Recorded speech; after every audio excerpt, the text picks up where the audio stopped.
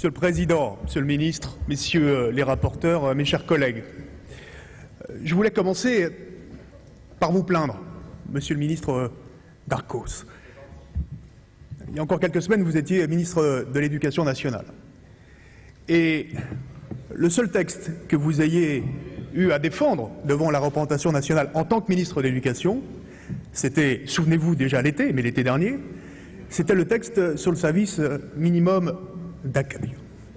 Et à l'époque, nous avions passé de longues heures à vous expliquer que ce texte serait un texte inutile, inefficace et inapplicable, ce qui est aujourd'hui une réalité. Et maintenant, vous êtes devenu ministre du Travail, et le premier texte que vous avez à endosser ou à assumer, puisque c'est une proposition de loi de notre collègue Richard Malier, c'est un texte qui va être un texte inefficace, inutile et inapplicable. Tout simplement parce que toutes les études le montrent, en particulier celle du CREDOC. On le sait, ce texte aujourd'hui ne créera pas d'activité économique supplémentaire, pas d'emploi supplémentaire, pas de pouvoir d'achat supplémentaire, alors précisément qu'il arrive à contretemps dans une période de crise économique et sociale où nous aurions eu besoin de discuter ou de légiférer ici même à l'Assemblée nationale sur des questions beaucoup plus importantes comme le pouvoir d'achat, comme l'emploi, comme la question des contrats aidés ou de l'emploi des jeunes, et que nous ne le faisons pas et que nous avons à légiférer sur ce texte-là. Alors, 4 versions, 3 ministres, malheureusement pas d'enterrement. Et pourquoi pas d'enterrement? Parce que tout simplement, ce texte est le fruit d'une obsession et d'une obstination. L'obstination de Richard Malier, c'est tout à son honneur, mais surtout l'obstination du président de la République. Et j'ai trouvé particulièrement choquant ces déclarations d'hier devant les députés UMP. Quand le chef de l'État, mais ça a été rapporté par la presse, libre et démocratique, a dit que ce texte, ce sera la marque d'une famille politique qui assume ses convictions. Je crois que, quelque part, en tant que législateur, il faut se demander, se questionner, savoir pourquoi nous sommes là. Est-ce que nous sommes là pour légiférer dans le sens de l'intérêt général, dans le sens du plus grand nombre, ou est-ce que nous sommes là pour légiférer aujourd'hui pour qu'il y ait un marqueur idéologique sur un texte, et un marqueur idéologique aujourd'hui qui plaise à l'UMP ou qui soit la préférence du président de la République? Je crois que là, nous sommes au cœur aujourd'hui des difficultés que pose ce texte.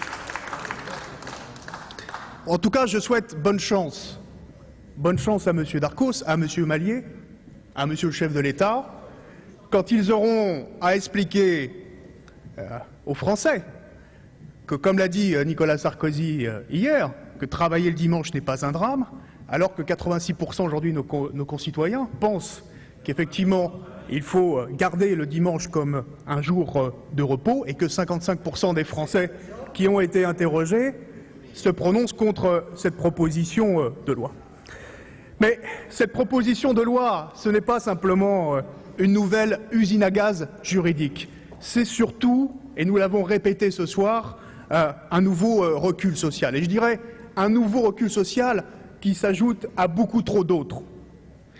Oui, cette proposition de loi, elle s'inscrit dans le droit fil des textes qui ont été votés depuis maintenant plus de 2 ans par cette majorité et qui sont des textes qui détricotent, qui dynamitent le Code du travail et qui suppriment sournoisement, petit à petit, ce que sont les garanties fondamentales et les protections élémentaires des salariés, ce que vous appelez, vous, les rigidités du Code du travail, mais ce que nous appelons, nous, les garanties fondamentales et les protections élémentaires des salariés.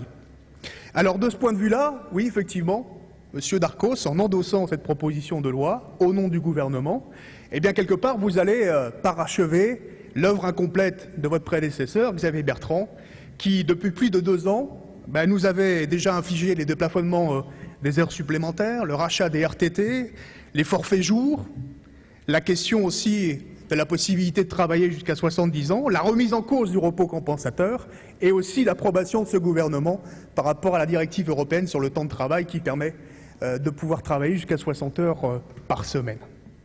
C'est ça, la réalité de ce texte. Alors, j'en viens aussi à la question de la flexibilité. Ce texte va ajouter de la flexibilité à la flexibilité qui existe déjà dans ce pays.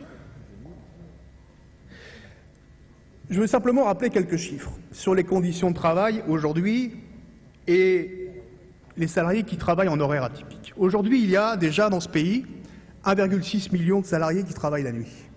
Il y a dans ce pays 2 millions de salariés qui sont sur un travail posté. Il y a 12 millions de salariés qui sont dans des contraintes posturales et 19 millions de salariés qui sont dans des horaires alternants. Ça veut dire aujourd'hui que 2 salariés sur 3 sont déjà dans des horaires atypiques. Et le travail le dimanche, ou la banalisation du travail le dimanche, va rajouter de la flexibilité à des conditions de travail qui sont déjà fortement dégradées. 60% des salariés sont exposés aujourd'hui à une pénibilité physique.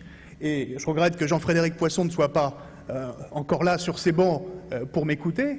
J'aurais préféré qu'aujourd'hui nous soyons là pour légiférer ou pour discuter d'un texte sur la pénibilité au travail, qui est un engagement de la loi de 2003 sur les retraites, plutôt que sur un texte sur la banalisation du travail du dimanche. Surtout que le travail du dimanche joue contre les conditions de travail et joue contre la santé des travailleurs.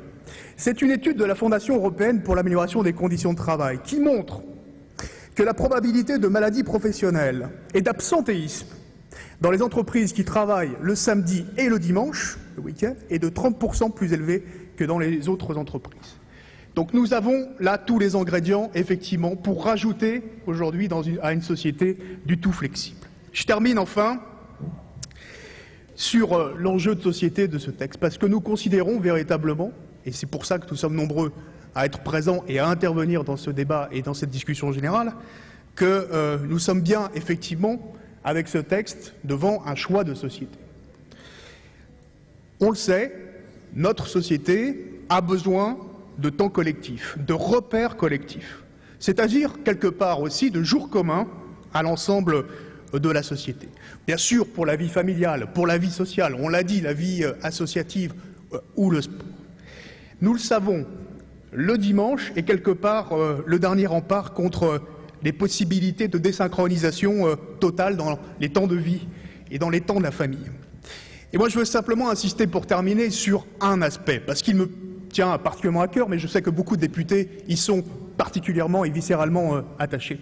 C'est la question de la vie associative. On a dans ce pays, et c'est une spécificité de la France et du modèle français, une vie associative d'une richesse incroyable. 1 500 000 associations, 15 millions de bénévoles. Et vous le savez, cette vie associative aujourd'hui, elle est particulièrement difficile parce que les subventions diminuent, parce que ces associations et ces bénévoles ne se sentent pas reconnus et ne se sentent pas soutenus, notamment par les pouvoirs publics.